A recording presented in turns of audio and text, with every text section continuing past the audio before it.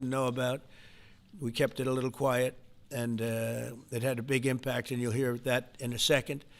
But over the past few months, FBI offices in all 50 states made crushing violent crime a top enforcement priority. That's what they did, rounding up and arresting thousands of the most violent and dangerous criminals.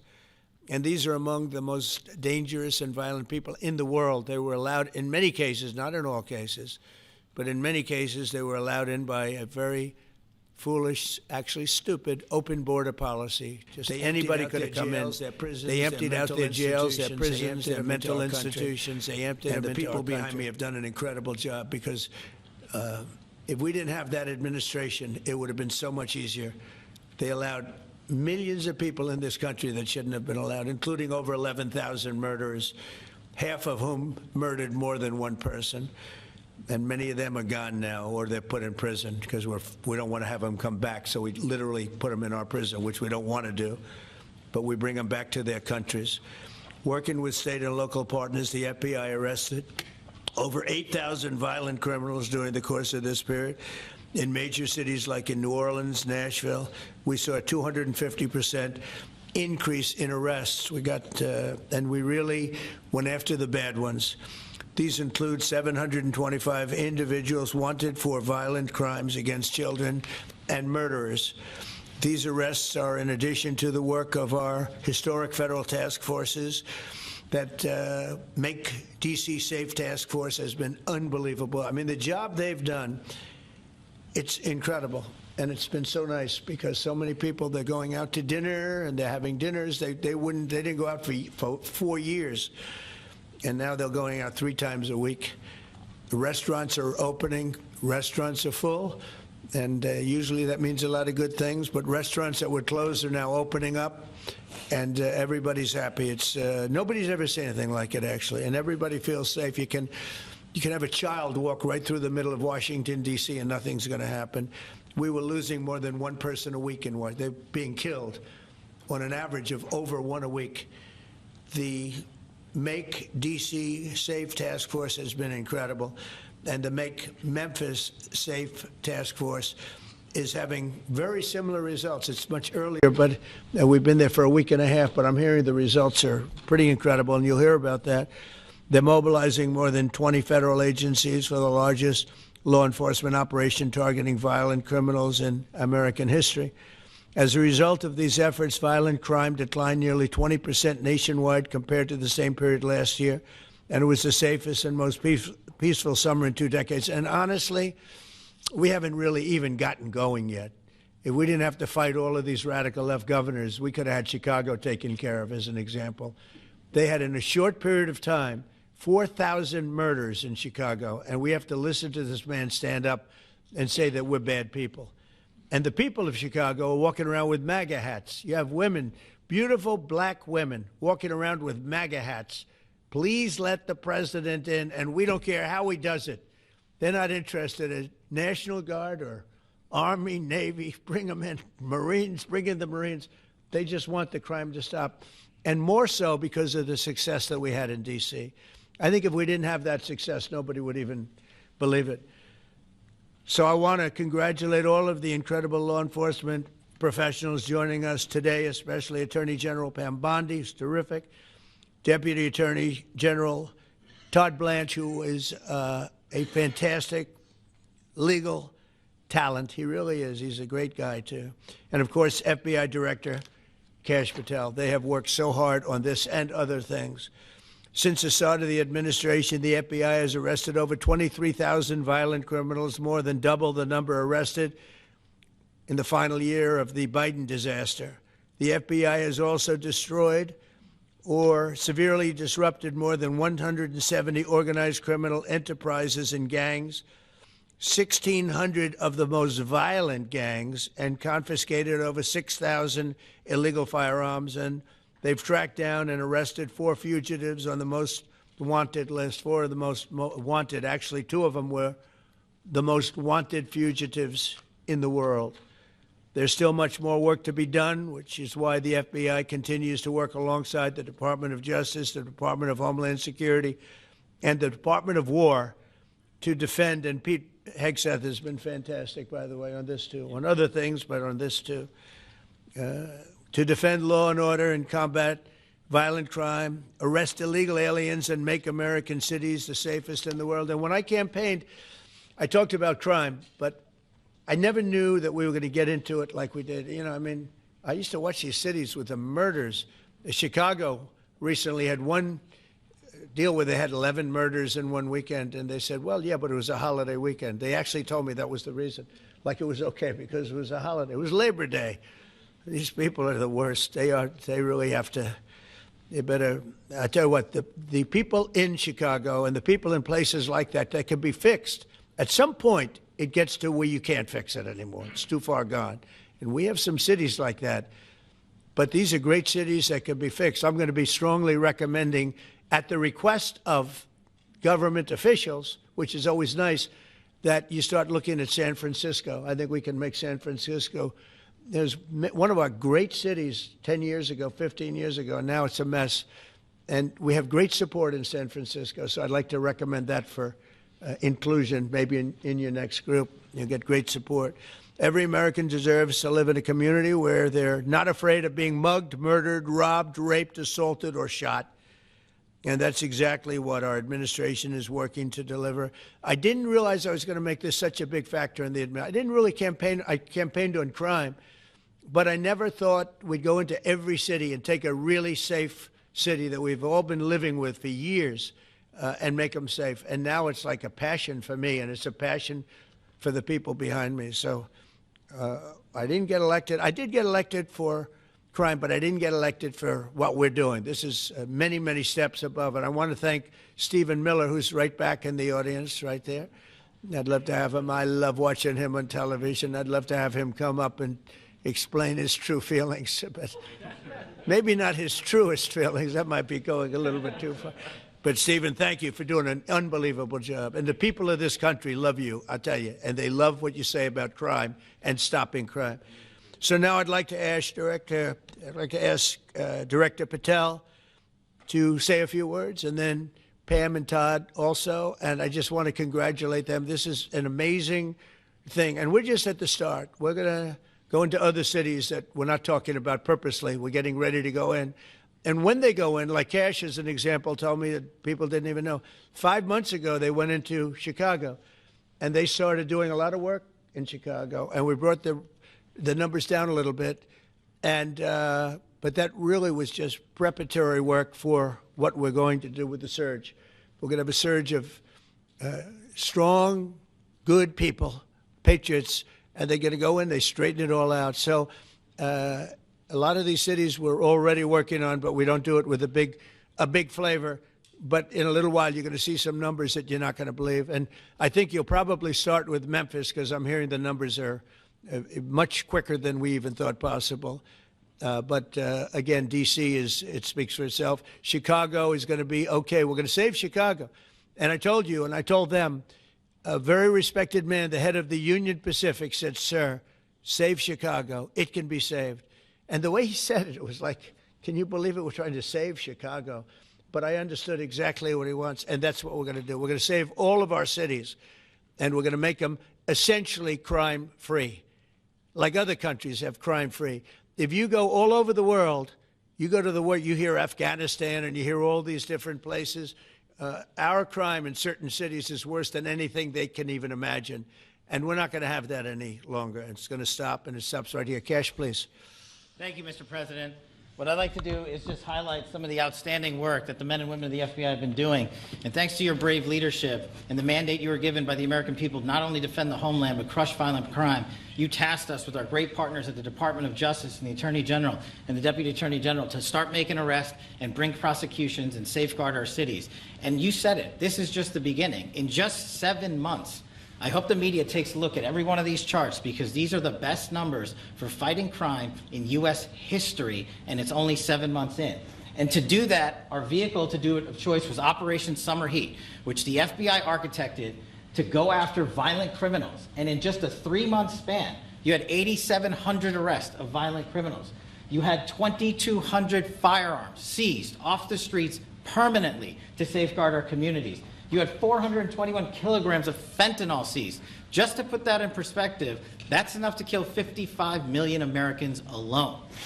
You had 45,000 kilograms of cocaine seized, and thanks to our Department of Justice partners, you had 2,100 indictments in 3 months, from June to September alone. Mr. President, that in and of itself would be historic for a 4-year presidency. You did that in 7 months because you let good cops be cops, and you partnered us with the right people, the Department of Justice, to put the handcuffs on and bring them to court and put them in prison. And if that weren't enough, when you look at the year, for the entire 7-month period that we're talking about here, if you look at the past 4 years of the Biden administration, 16,000, 17,000, 15,000, 15,000. That's the number of arrests year over year of violent felons in this country for the Biden administration. Mr. President, in 7 months, you have 28,600 arrests of violent felons in just 7 months alone because of your leadership and the dedication of the men and women at the FBI who want to go out there and do the job they were prevented from doing because that department used to be weaponized and politicized. And this is what happens when you take out the fangs of weaponization. This number is historic by every metric. 28,000 people have been arrested, violent felons alone. And then when you go over there and look at some of these charts, if you don't mind, I'll just hop over here. Look at the metrics for not just violent crime, but the homeland. Mr. President, during your administration, the FBI has found and located 5,400 children. That is a 30% increase year to date over the last administration. Violent crimes against children arrests alone are up 10%. Gang arrests are up 210% in the last 7 months alone. And transnational organized crime, which Stephen Miller has been a great partner in, is up over 12% alone. These numbers are historic just as a snapshot. But just so people don't think we're focusing on violent crime alone, the national security mission, Mr. President, under your leadership has never been stronger. We have gone after espionage activities against our main counterparts in China, Russia, and Iran. In China alone, we've had over a 50% increase in espionage arrests alone and prosecutions. In Iran, we have had a 50% increase, again, in espionage cases. And in Russia, we've had a 33% increase in espionage cases alone. When it comes to counterterrorism, year to date, we have 125 arrests this year versus 100 last year to date alone. And when it comes to the cyber criminal activities, which are some of the largest enterprises plaguing everyday Americans, we at the FBI have put out a mission to go after cyber criminals like never before. Last year, they had in total 191. This year, you already have 252 arrests. 52 arrests of violent cyber criminals who are stealing from senior citizens, who are violating our children's rights and freedoms, and who are violating everyday Americans. These programs are record. And two of the things I'll finish with that I'm most proud of, Mr. President, this FBI. Fentanyl. As you know, it's a scourge that is killing our youth, 100,000 plus a year. To date, the FBI has seized 1,900 kilograms of fentanyl. That's enough lethal doses to kill 127 million Americans alone. To date. And if that weren't enough, Mr. President, you said we have to go after the worst of the worst. And you empowered our Department of Justice, our Attorney General, Deputy Attorney General, and the Deputy Director at the FBI, led the charge, not just on summer heat, but he also led the charge in the FBI's 10 most wanted fugitives. These people have been on the run for years. And in 7 months, you captured not 1, not 2, not 3, but 4 of the FBI's most top 10 fugitives. 4. And just to put that in perspective, Mr. President, the Biden administration captured 4 in all of 4 years. You're on 7, and we're going to get to 10. We're going to get to 10 of 10. This includes a lady who murdered her 6-year-old handicapped child and fled to India. We got her in 2 months. This includes a narco trafficker. This includes a sex trafficker. This includes another first-degree murderer and gangbanger. These people were on the run because of the prior administration's reckless policies that destroyed our communities, and you came in and with a mandate said, go after the worst of the worst. This is just the beginning. This is what happens when you let good cops be good cops at the FBI.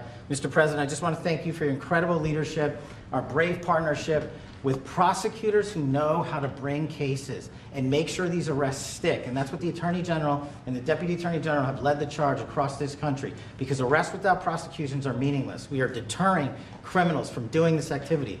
We are preventing criminals from coming into America, and we are absolutely crushing violent crime like never before and defending this homeland, sir. And not to mention, I almost forgot this one, it took you, sir, 2 weeks to get the Abbey Gate bomber. Joe Biden had 4 years to look for him. You got him in 2 weeks, thanks to the interagency effort by the FBI and the CIA, went to Pakistan, and now 13 brave warriors who were senselessly murdered because of the disastrous Afghanistan withdrawal. They have justice, their families have a peace of mind, and we're going to continue to find the others, Mr. President. On behalf of the FBI, sir, I just want to thank you. Thank you very much, Kash. Great job. Very good. Very impressive. Ken, would you like to say something? President Trump, the men and women of law enforcement say two things to me repeatedly. First, you have taken the handcuffs off them and let them do their jobs, and you let cops be cops. That's why all this is happening. The director, the deputy director are working around the clock. All of these great men and women in the FBI, they have families at home, and they are working during a government shutdown right now. Many of them have small children. Many of them, I was talking to an agent this morning, many of them have babies at home, and they are working around the clock to not only keep our country, but our world safe. And that's what Operation Summer Heat did. Thank you, Director, and to the Deputy Director for everything you did on behalf of the Department of Justice, and you're going to continue to keep doing. And they set the stage for what we're doing in Memphis. You're going to hear a lot more about that, our joint task force next week, but they set the stage for Memphis. And last night alone in Memphis, there were almost 70 arrests. There were 12 guns seized, and there was a 70-year-old man arrested as a result of our operation in Memphis who raped a child under the age of 3. That one case makes everything we're doing worthwhile. So thank you all for being here on behalf of both of us. Thank you, President Trump. Thank you. Todd, you want to say something? Sure. Thank you, Mr. President. So this is a great day, and I think there's stats that the director talked about which are important, but I want to give 2 examples of what Summer Heat has done that actually will apply hopefully to everybody in this room. The first is for over 4 years during the last administration, there was a hotel in a town, the middle of a town in Alaska, that was being run as a drug den. There were over 1,000 calls to 911 over 4.5 year period. There were multiple violent crimes, drug dealers, overdoses, and murders at this one hotel, ruining a community. Summer Heat went in there. It's not only arrested all the participants that were controlling the hotel, but seized the hotel. And so that's one example of what Summer Heat means to everyday Americans that just want to live in peace. The second example is a large narcotics trafficking group that was selling fentanyl in the state of Washington. They were shipping fentanyl and using commercial aircraft, putting fentanyl pills and powder in suitcases, flying them from the southwest border, mostly Arizona, all the way to Washington. It had been going on for an extremely long time, and the entire organization was arrested. And I say those 2 examples because it's easy to look at the board and see 1,000 arrests. How much different is our communities now compared to the past 4 years? But there's actual life examples. Every one of these arrests means that our streets are safer, and that's because of the work of this administration, of President Trump and Director Patel. So I will tell you, Attorney General Bondi and I are together every day with Director Patel, figuring out ways that we can continue to do this work, and it's not going to stop. Like the Attorney General said, and like the President said, this is just the beginning, or phase 1, or a start, whatever you want to say, but it will continue on. So thank you, Mr. President, and thank you very much, Director Patel. And Mr. President, just one last thank you from the men and women at the FBI. You found a way to get these individuals paid during a government shutdown, our 1811 agents. So on behalf of the FBI, it's a great debt that we owe you, sir. They're now allowed to pay for their families, so thank you. And the military. Good. That's right. Thank you. Okay, thank you very much. Any questions, please? Brian, go ahead. Mr. President, first of all, I know the feedback I'm getting from the American people, that they want to say thank you. Law and order is not an option in this country. It's a mandate. So I know the American people thank you for that. In terms of the guns that have been taken off the street, do you have a number of how many guns were taken away from someone that had a prior felony or a previous crime, that perhaps we can prosecute that? Because I know that wasn't the case under Joe Biden. We don't take guns off the streets of people that are allowed to have guns. So every gun that we're taking off the street is because it belongs to somebody who is not allowed to have it. Could be a felon, Could be somebody who hears illegally. There's all sorts of conditions. But if there's a gun taken off the streets by the FBI, it's because the person who has it is not allowed to. It's not somebody who's lawfully allowed to have it. So every single one of those guns were taken off of people that aren't allowed to have them. And not including the FBI, all of the other agencies. ATF alone, since January 20th, has removed over 25,000 illegal guns off our streets, just since President Trump's been in office. And Mr. President, if I could follow up on that, could there be any further conversation to have national concealed carry apply to actual DC? Like if you had a driver's license in Texas and you had a permit, of course you could drive. Well, as you know, they've been talking about that for a long time. It's an interesting question. A lot of people feel strongly both ways, but we are talking about that, Brian. Thank you. Mr. President, on Venezuelan boats, I want to ask you, why not have the Coast Guard stop them, which it is empowered by law to do? You know, this way you can confirm who's on the boat and ensure that they're doing what you suspect. Because we've been doing that for 30 years, and it has been totally ineffective. They have faster boats. Some of these boats are seriously, I mean, they're world-class speedboats, but they're not faster than missiles. But we've been trying to do that for years, and so much of the drugs, 25–30%, would come in through the seas. Right now we have, I would say, none coming in through the seas. In fact, I don't know about the fishing industry. If you want to go fishing, a lot of people aren't deciding to even go fishing. We've almost totally stopped it by sea. Now we'll stop it by land. What's the next But step? it never worked. It never worked when you did it in a very politically correct manner. What's the next step in this war on cartels, and are you considering options, are you considering strikes on land? Well, I don't want to tell you exactly, but we are certainly looking at land now because we've got the sea very well under control. We've had a couple of days where there isn't a boat to be found. And that, I view that as a good thing, not a bad thing. But we had tremendous amounts coming in by boats, by very expensive boats. You know, they have a lot of money, very fast, very expensive boats that were pretty big. And the way you look at it is every boat that we knock out, we save 25,000 American lives. So every time you see a boat and you feel badly, you say, wow, that's rough. It is rough, but if you lose 3 people and save 25,000 people, these are people that are killing our population. Every boat is saving 25,000 lives, and you can see it. The boats get hit, and you see that fentanyl all over the ocean. It's like floating in bags. It's all over the place, and it's a tremendous. We're saving tremendous amounts of lives. Yeah, Mr. President, on that issue, I know you've talked about, I have a question for you, and then I also have a question for Director Patel. I know you talked about having some distaste for Boston recently. Is this one of the cities that you might be looking into, and can you give us a hint about other cities that you might be You're saying for where? For where? For Boston. Yeah, well, Boston has a bad mayor who at least is a reasonable IQ person. You know, most of them are low IQ. But, and they're so bad. I mean, what's going on in Chicago is just, you'd think the guy would say, hey, look, we have a problem, Mr. President. Could you come in and straighten it out? We could have that done in a month if we had their cooperation. It's going to be done anyway, but we could have it done in a month. Yeah, Boston, she's got 4 areas that are, wrong. And, somebody said, would we think about taking the World Cup away from Boston if they don't straighten it out? And the answer is yes. We have the right to do that with FIFA. So if we think that L.A. is going to be bad, or we think that applies a little bit to the Olympics too, but we'll talk about FIFA first. FIFA is very hot. If we think there's any reason that, whether it's Boston or anywhere else, that they're not doing their job, we're going to take those World Cup games and move them someplace else. Thank you. And then Director Patel, there's been so many conspiracy theories swirling around about the assassination of Charlie Kirk. Do you have any updates for us, especially in light of all the online content that everyone's been talking about? The only thing we deal with at the FBI and the Department of Justice is facts. And we delivered at record speed a manhunt to capture Charlie Kirk's alleged assassin in 33 hours.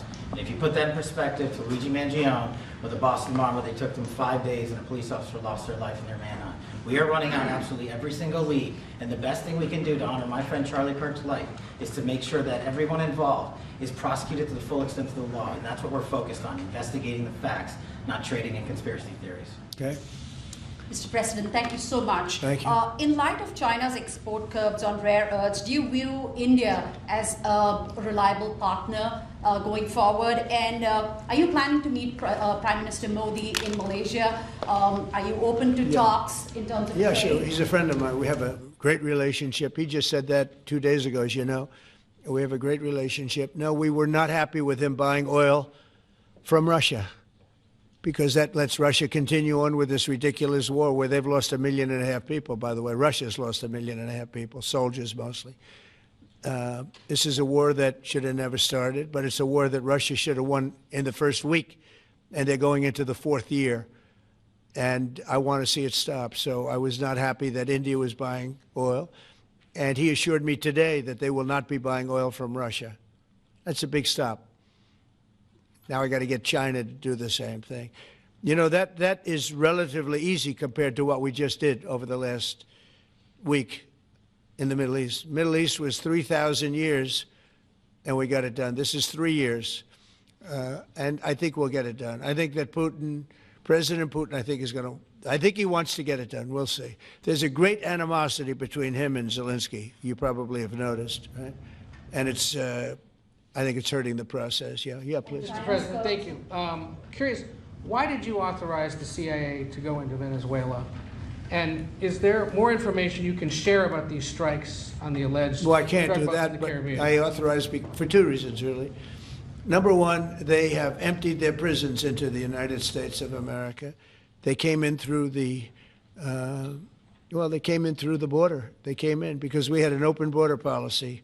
And as soon as I heard that, I said, a lot of these countries, they're not the only country, but they're the worst abuser.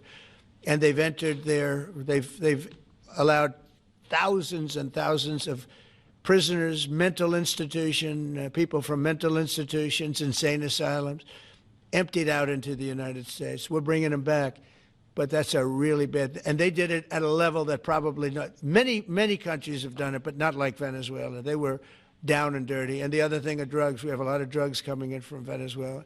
And a lot of the Venezuelan drugs come in through the sea, so you get to see that. But we're going to stop them by land also. Does the CIA have authority to take out Maduro? Oh, I don't want to answer a question like that. That's a ridiculous question for me to be given. Not really a ridiculous question, but wouldn't it be a ridiculous question for me to answer? But I think Venezuela is feeling heat, but I think a lot of other countries are feeling heat too.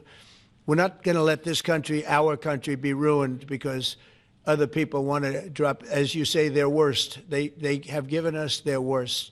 They've loaded up our country with prisoners, with mentally ill people that are seriously ill, criminally ill, and we're not going to take it. And so, I mean, it's just one of those things. And I can tell you, we've taken care of the sea. There's nobody, and we're watching. We're watching.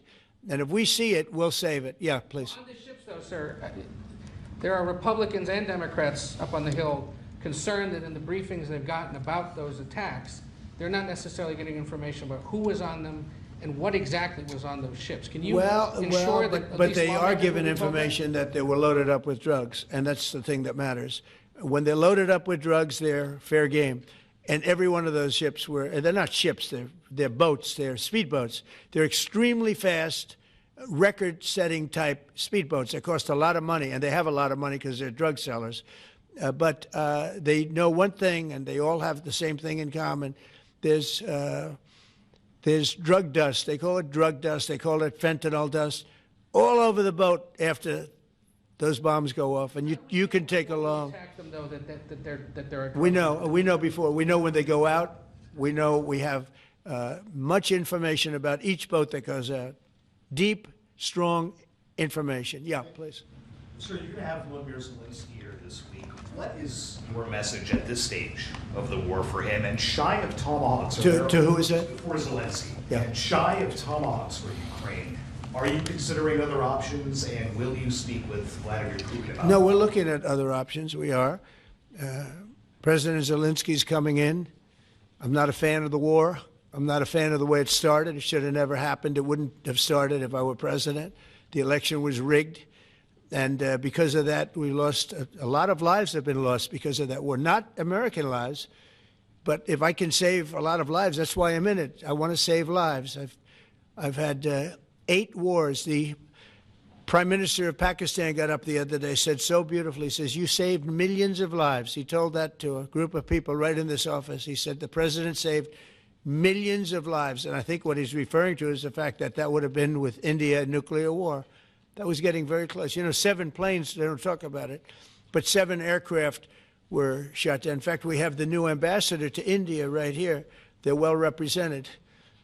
You better represent us, not them, okay? Yeah. But Sergio's going to do a great job. He's going to do a great job. But no, we'll be talking about the war with him, and we'll be talking about, I mean, they want to go offensive.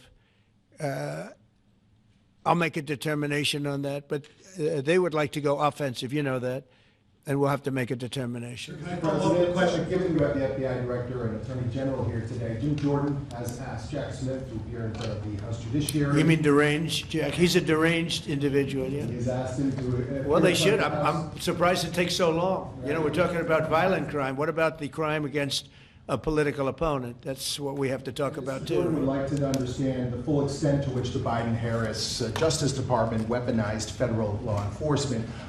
What do you think the committee will find out, Mr. Smith? I think it was the worst weaponization of a political opponent in the history of the world, let alone this country. And I hope that everybody's, you know, they're involved in it. I'm not. I'm the one that had to suffer through it and ultimately win. But what they did was criminal. Deranged Jack Smith, in my opinion, is a criminal. And I noticed his interviewer was, I think that was Weissman. And I hope they're going to look into Weissman, too. Weissman's a bad guy. And he had somebody in Lisa, who was his puppet, worked in the office really as the top person. And I think that she should be looked at very strongly. There was tremendous criminal activity having to do. If we don't have fair elections in this country, we're not going to have a country. And I've said it from the beginning, fair elections and borders. And we need also fair press, because if you don't have fair press, it's very tough. And we've got the strongest border of anybody. Nobody has a border. We have a border where the numbers just came out again. You saw 0 people came in illegally. Now, we do take people into our country legally, but 0 people. But you know, you're talking about a different subject. You're talking about political crime. They have committed massive political crime. I hope they're looking at Shifty Schiff. I hope they're looking at all these people. And I'm allowed to find out. I'm allowed to, you know, I'm, in theory, the chief law enforcement officer. But I have a very good, talented group. This is about something else. But I hope they're looking at political crime, because there's never been so much political crime against a political opponent as what I had to go through. They raided my house in Florida. It was an illegal raid. I have a lawsuit that was doing very well. And when I became president, I said, I'm sort of suing myself. I don't know. How do you settle the lawsuit? I'll say, give me X dollars, right? And I don't know what to do with the lawsuit. It's a great lawsuit. And now I won. It sort of looks bad. I'm suing myself, right? So I don't know. But that was a lawsuit that was very strong, very powerful. They raided illegally my house in Florida, Mar-a-Lago. They went through the drawers of my young son. They went through all of the cabinets and drawers of the First Lady. She walked in, she said, wow, what happened? Because she's very meticulous, and this wasn't so meticulous. As she looked into the drawers and she saw everything a mess. It's what they did against a person that just got out of office. And then you look at these corrupt people. You look at Hunter Biden. You look at the signature. As an example, the Europen. I just signed so many different things. An admiral, a 4-star general. I'm signing them left and right, the commissions. And by the way, I want to compliment John Thune and also Mike, our great speaker. But John Thune, all of a sudden I'm getting these things by the hundreds. I was getting one every 2 weeks. It would have been 4 years before you got them in more. You would have had some that didn't even get in, all because of Democrat obstruction. So John Thune did a great job. I must have signed 200 into the administration. We're just about caught up. It's amazing. And so compliments to John. He had to do some things that were very tough to do that he didn't want to do, but he was forced to do it by the Democrats. And as far as the shutdown's concerned, this is a Democrat Schumer shutdown. And he's trying to do it to get relevance back into the party because he's a loser. I've known him all his life. He's always been sort of a loser, but an intelligent one. But I think he's losing IQ points with time. I think that happens. I hope it hasn't happened with me. I know if it did, you guys will let me know about it very quickly. Question on violent crime, sir. Here in D.C., a judge has given the 2 teenagers that beat up ex-Doge staffer Big Balls, Yeah. probation. That's incredible. And no jail time. Is That's this justice? Janine Pirro is doing a fantastic job, and she is beside herself because you have these radical left judges that they beat the hell out of this guy. And there was many people against this one guy who was really trying to protect his girlfriend. He didn't want his hooded over the door but they really beat him up badly. That just happened, right? Wow, that's terrible. I think the judge should be ashamed of himself. That's a big problem. You know, they can do their job, and then they go into a court, and the people are protected by these, I don't know where they come from. Where do these people come from? Where do the judges come from? I want to compliment on behalf of Pam and Todd and all of us because, Kash, I think that Janine has done a fantastic job. And the case I heard was like flawless. It's a flawless case. They have them on tape. They have everything. And then a judge gives them a little probation. These are rough guys. And they're young. And if that happens, they're going to grow up. They're going to be real bad. They're going to cause a lot of problems. Yeah, please. Go ahead. So, Sergio Gore has just gotten back from India. What were the conversations like with Prime Minister Modi and the other? I think they were great. He reported to me that he's a great man, you know. Modi is a great man. That he loves Trump. Now, I don't know if the word love, I don't want you to take that any different. I don't want to destroy his political career, okay? But you have to understand, I've watched India for years. It's an incredible country. And every single year you'd have a new leader. I mean, some would be in there for a few months. And this was year after year after year. And my friend has been there now for a long time. And he's assured me there will be no oil purchased from Russia. I don't know, maybe that's a breaking story. Can I say that? Would you say? There will be no oil. He's not buying his oil from Russia. It started. You know, you can't do it immediately. It's a little bit of a process. But the process is going to be over with soon. And all we want from President Putin is stop this. Stop killing Ukrainians and stop killing Russians, because he's killing a lot of Russians. Again, it doesn't make him look good. It's a war that he should have won in 1 week, and he's now going into his 4th year. That does not make this big so-called war machine look good. But he could make a settlement. We're willing to settle. I thought we had a deal. The hatred of the two leaders is very, you know, it's an obstacle. It's an obstacle. There's no question about it. But I thought we had a deal 2 months ago. Who would think I created peace in the Middle East and can't get the two guys to settle? But I think we'll get them. But if India doesn't buy oil, it makes it much easier. And they're not going to buy. They assured me they will. Within a short period of time, they will not be buying oil from Russia. And they'll go back to Russia after the war's over. Jennifer? On the shutdown, sir, are FBI officials being paid right now? Are all the FBI employees being paid, and are all the... Well, that's what I understand. I hope so. Thanks to your great work, Mr. President. The 1811 special agents at the FBI are going to receive their paychecks. Got a lot of people paid, actually. We got the people that we want paid, okay? And we want the FBI paid, we want the military paid. We got the people that we want paid. And I'll tell you, the Democrats, they don't talk about this.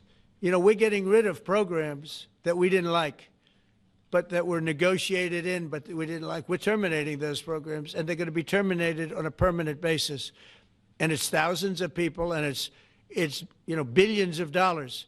We're getting rid of a lot of things that we never wanted because of the fact that they made this stupid move. And they don't want to talk about it. You know, they have their day coming up. I hear very few people are going to be there, by the way. But they have their day coming up, and they want to have their day in the sun. But they should really make a deal. So what we're doing, I mean, they call him Darth Vader, but he's actually a very nice person, Russell Vogt. But Russell Vogt is really terminating tremendous numbers of Democrat projects. There's not only jobs, I mean, the project in Manhattan, the project in New York, it's billions and billions of dollars that Schumer has worked 20 years to get. It's terminated. Tell him it's terminated, Jennifer. All right. On Hamas, sir, what is your understanding of the pace of returning the deceased hostages? Are you pleased? Well, they're looking for them, absolutely. They're looking. So we have the living hostages all back. They returned some more today. It's a gruesome process. I almost hate to talk about it. But they're digging. They're actually digging. There are areas where they're digging and they're finding a lot of bodies. Then they have to separate the bodies. You wouldn't believe this. And some of those bodies have been in there a long time. And some of them are under rubble. They have to remove rubble. But there are graves, and some are in tunnels that died in tunnels that are way down under the earth. And the tunnels are like 3 feet. Can you believe it? 3 feet high. They lived like this for a long period of time. It's a horrible atrocity. At the same time, we, meaning Israel, but I knew everything they were doing pretty much. I knew most of the things they were doing, but they've killed probably 70,000 of these people, Hamas. And I said, it's time now. So we'll see what happens. We'll also see what happens. Your next question is going to be the weapons. We want the weapons to be given up, sacrificed, and they've agreed to do it. Now they have to do it. And if they don't do it, we'll do it. We had the head of CENTCOM today suggest that Hamas needs to hurry up and disarm and follow your comprehensive plan. Yeah. That it was the head of CENTCOM saying that. Is that not a signal to Hamas, to the rest of the world, that at some point the U.S. military may more directly engage? We won't need the U.S. military. We won't need it. Why not just you? Because we're very much involved in it. If we weren't involved, there wouldn't be peace. If we didn't destroy the nuclear capability of Iran, that deal would have never happened for 2 reasons. The Arab nations would not have felt bold enough to do it because you have a very powerful, at that time, Iran. It's not powerful anymore between what Israel and us did, because, the attack was, if you look at it, we helped them very much. They will be the first to tell you, including shooting down thousands of drones that were coming into Israel. We shot them down. We were shooting them down like it was target practice, but we shot down thousands of drones and missiles also going into Israel. But between what we did to Iran that way with the, conventional, we will call it, and what see that beautiful plane, that B-2, I noticed it on the desk. I always thought it was beautiful, but I never understood it. Now I understand it. It took in hundreds of thousands of bombs in the form of 2, but hundreds of thousands of pounds of bombs. And every single bomb hit perfectly. Then they sent Tomahawks in. They sent 30 Tomahawks on top of it. And that was totally, CNN said, well, maybe it wasn't as bad as, as Trump said, because I said obliterated.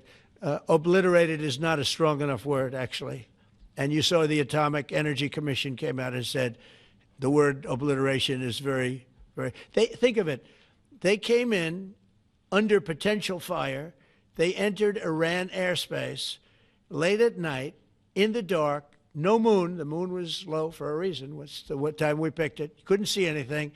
And they hit every target, and they weren't hit. Nobody saw that plane. That plane is stealth. Nobody saw it. The problem with that is it may be stealth today, but tomorrow it won't be. And we just ordered about 20 brand new B-2 bombers. It's unbelievable as a weapon. I know Putin, when I was riding with him in Alaska, we passed a lot of them. And he said, that really did the trick. I said, yeah, it did. It's amazing. The flying wing. But you still foresee no reason for the U.S. military to get involved in Gaza? No, I don't see that. No, I think we're going to handle it very well. We'll be helping Israel. But we have other countries that are now. We signed, many countries signed. And many of those countries relatively are very strong military powers. And Hamas has no support. See, Hamas had the support of Iran. And now Iran says, don't get us involved. The last time they got them involved didn't work out too well. So they used to have the support of Iran. Today, Iran they're trying to survive. When I heard the reports 2 weeks ago, Iran's looking to build a nuclear weapon, I said, don't worry about it. They got a lot of things they want to do before nuclear weapons. I said, the last thing they want to do is a nuclear weapon. It didn't work out. And if they did a nuclear weapon before they got even close, that site would be attacked and it would be wiped out. Yeah. Mr. President, you're meeting with President Xi in a few weeks. Yeah. If you can't come to an agreement or a deal at that meeting, are we in for a sustained trade war with China? Well, you're in one now. Look, we have 100% tariff. If we didn't have tariffs, we would be exposed as being a nothing. We would have no defense. They've used tariffs on us, but we've never had anybody sitting in that chair that felt the need to do it. And they've allowed us to be $37 trillion in debt, et cetera, et cetera. Tariffs are a very important tool for our defense, for our national security. If we don't have tariffs, we're not going to have national security. As an example, if you look at Pakistan and Iran, I told them I was in the midst of negotiating a trade deal with Iran, and Pakistan was going to be in line. And because of tariffs, they all want to negotiate much differently. We're making a good deal. And then I heard that they're shooting at each other. And I said during one of my conversations, are you guys going to go to war? Two nuclear powers. We are thinking about, I said, here's the deal. You go to war, I'm going to put a 200% tariff. I'm going to stop you from doing any business in the United States. I said it to both of them. Within 24 hours, the war ended. That would have been a nuclear war. And again, the Prime Minister of Pakistan, who was here 2 weeks ago, said that man saved many millions of lives in front of a whole group of people because he thought it was going to be war. But when it came to war or having to pay massive tariffs, the tariffs overrode. That's why it's so important, not only the money, we're taking in trillions of dollars, not only the money, the power to keep peace, the power to be used for good is enormous. But a lot of people didn't understand tariffs. It's also made us very rich. We have a big case coming up in the Supreme Court, and I will tell you, that's one of the most important cases in the history of our country. Because if we don't win that case, we will be a weakened, troubled, financial mess for many, many years to come. I don't even know if survivable is a good term. And if we do, we're going to be the most powerful economic country in the world. And all we're doing is using them as a defense against what took place for many years. China would charge us tariffs. It was incredible, but we weren't allowed to charge. So we're allowed to do whatever we want. We just had presidents that didn't want to do it for whatever reason. And it was nothing. But of the 8 wars, I was saying 7, of the 8 wars, I would say tariffs are directly responsible for me ending 6 of them, 5 or 6. Without the tariffs, you have wars raging all over the world. With the tariffs, other than Russia, we have no wars out there. And we've made a lot of good friends, too. Tariffs are so important to our national security. If we don't have tariffs, we don't have national security.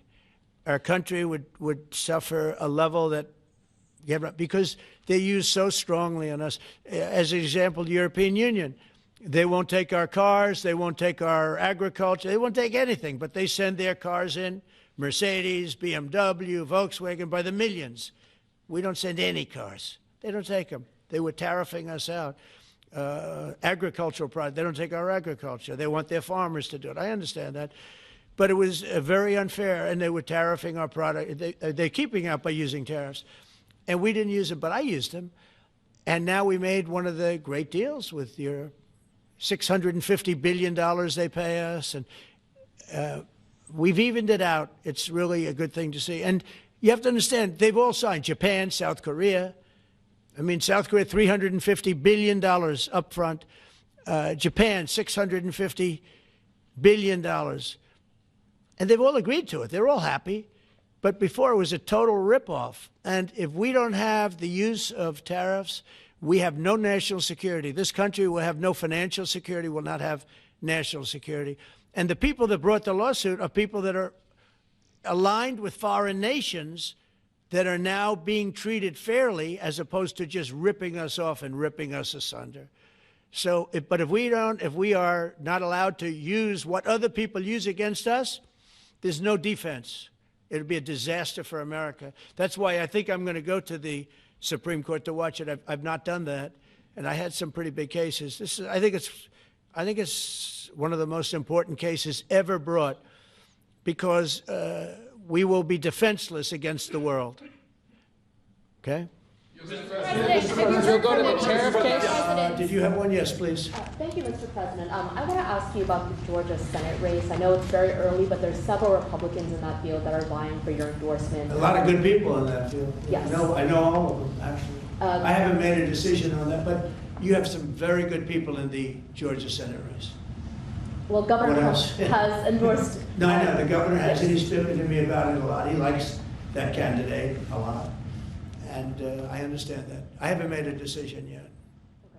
But I'm following that race very carefully. I think it's very important for Georgia to get a real senator, because the senator they have now is a horrible senator. He allows all the crime, all the borders. You have open borders. I mean, his whole philosophy is a disaster. That's not representative of the people of Georgia. I know the people of Georgia. I won Georgia 3 times, but they say twice. Okay, I won it very big the last time, and I won it big the first time, and I won it big the second time. But we had criminals that didn't allow. I mean, I hope they're going to go into that. I hope they go into the votes which are being stored in Fulton County and take a real look at those votes, okay? Because I won it the second time, too. But I know Georgia very well. I love Georgia. Those people are great, and they deserve a good senator, because the man they have now is a weak, ineffective person. Okay. Mr. President, I wonder what you Mr. By the way, you won Georgia 3 times. Just Yeah, I agree. Do you agree with me? I And do. he's the media. For someone that He's the spends media. a lot of time in Georgia, I believe you won that. Yeah, okay. I really have a question about You don't, the word believe isn't strong enough, right? Yeah, You I know.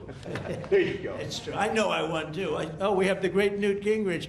Newt, you agree with us? Good. Otherwise, I'd have him dismissed immediately from the room. You know, his wife, as you know, is becoming an ambassador to a great country, Callista, so congratulations. And we're going to take a picture. And the only reason I'm doing it, he speaks so well of me. He said, I'll go down as the greatest president in history. And then he blew it. He said, I'm not sure if I put him above Washington or Lincoln. So I'm not that happy about that, dude.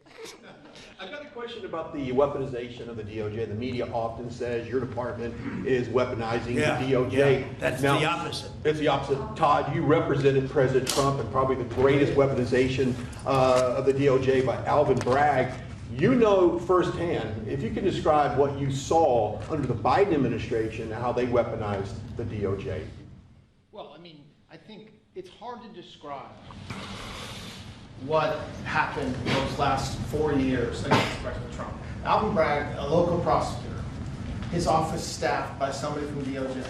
Jack Smith, picked as a special counselor, staffs his entire office with DOJ prosecutors. And then there are countless things that happened, all in writing, most of them on the docket, that require no explanation except a complete abomination of the place that the Attorney General and I run now, and Director Patel. So when people talk about this department weaponizing, it's embarrassing.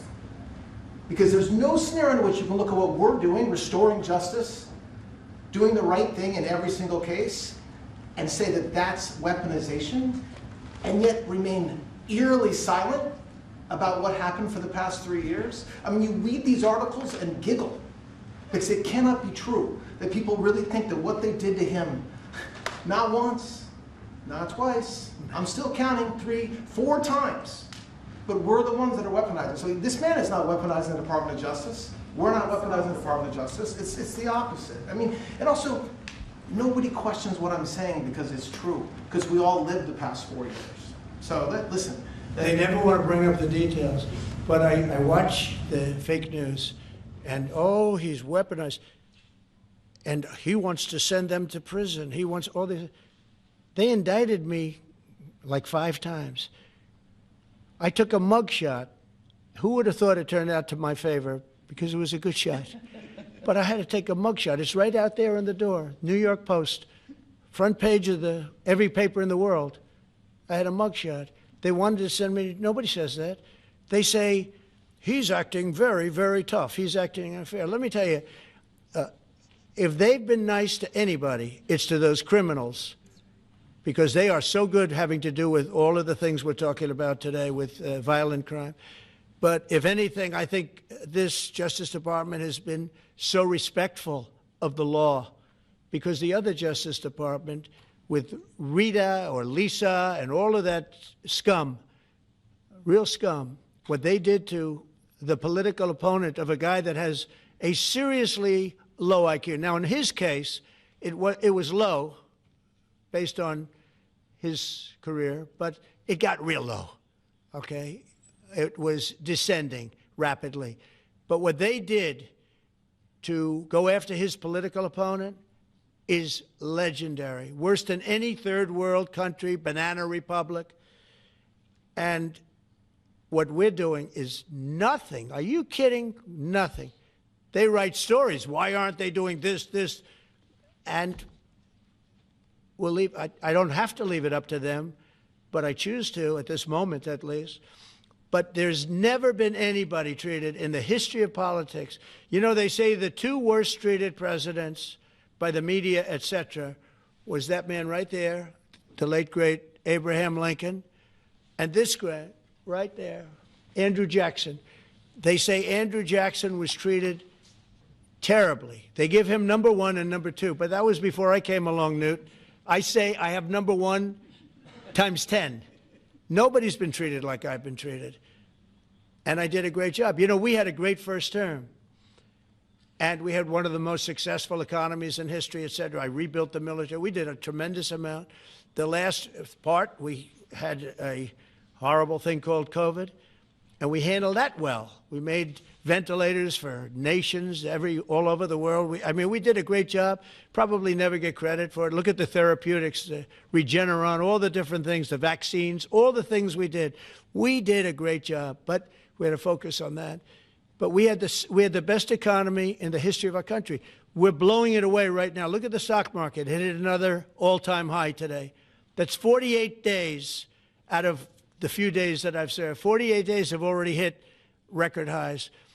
And we have, maybe most importantly, the number, we have now, I was saying 17, it's over $18 trillion is being poured into our country. It's because of the election and because of tariffs. Without the tariffs, you wouldn't have probably 18 cents. It's because of the tariffs, because there are no tariffs if they build in our country. And they understand that. So we have medical companies coming over. We have the AI. We're dominating China in AI. Everybody said that's impossible. We're dominating. I'm letting these massive plants build their own electric generating plants. They're becoming utilities in addition to everything. Maybe they'll make more money with that. Who knows? But they're building their own electric because we have an old grid. You wouldn't be able to do that. And we're dominating China. We're dominating with AI, which seems to be the new big thing. That's the new internet. That's the new whatever. So we're very happy with the job we're doing. I'm very happy with the job they're doing. But when you tell me about attacking a political opponent, there's never been, and I'm a legitimate opponent. I watch my son. He's got the #1 best-selling book now. My son, Eric, is a wonderful kid. That guy spent so much time with subpoenas. He got more subpoenas than anybody in the history of our country. Think of it. And he's an innocent, good boy. He's a good kid. He's always been a good kid. All of my children are good. They went through hell. My children went through federal grand juries on a hoax. Think of it. You have Adam Schiff and Hillary Clinton and others make up a hoax and then wanting to so they know it's a hoax, and they go before the press, say Donald Trump Jr. will go to jail because of what he's done with Russia. I'll never forget, I get a call from my son, Don, and he said, Dad, I'm being accused of something with Russia. I don't know anything about Russia. He didn't know anything about it. Think of it, how bad they are. They say he'll go to prison for the rest of his life. He knew nothing about it. On a hoax, the Russian hoax, Russia hoax, on a story that they made up. And they made it up in order to explain why Hillary Clinton lost an election that she lost by pretty good numbers. The second one, actually the second one was even better, but the third one, this one was too big to rig. It was just too big to rig. They would have rigged it. They tried to rig it. But think of it. They want to send my children to jail, but they were after Don in particular. I'll never forget Adam Shifty Schiff, a total crooked guy, lying in Congress, making up a phone conversation that I have with you, totally made up. Then when he heard it was taped, he wanted to disappear. And Nancy Pelosi went crazy because they wanted to impeach me based on the conversation that was made up. When they heard the tape, everybody, I won it unanimously in the Republican Party. I got every single vote, something that never happens, and I beat it. But think of it, they want to put my son in jail for something that they made up. So they know they made it up. And they say he will serve the rest of his life in prison. These are sick, bad people. And don't tell me about us going after them. If anything, we've been very, very soft. I wouldn't be that soft, I'll tell you that. Thank you very much, everybody. Let's talk. Thanks, guys. Thank you. Thanks, guys. Thank you very much. Thanks, guys. Let's go. Let's go. Thank you guys. Thank you, press. Let's keep it going. Thank you. Thanks, guys. Take a look, location. It's gonna be a beautiful, Thanks, guys. Let's go. Pack up. Let's go. The arc. Thanks, guys. Keep going. Keep going. Keep going. Keep going. Okay, JJ. Thank you, guys. Thank you. give me 2 minutes. Thank you.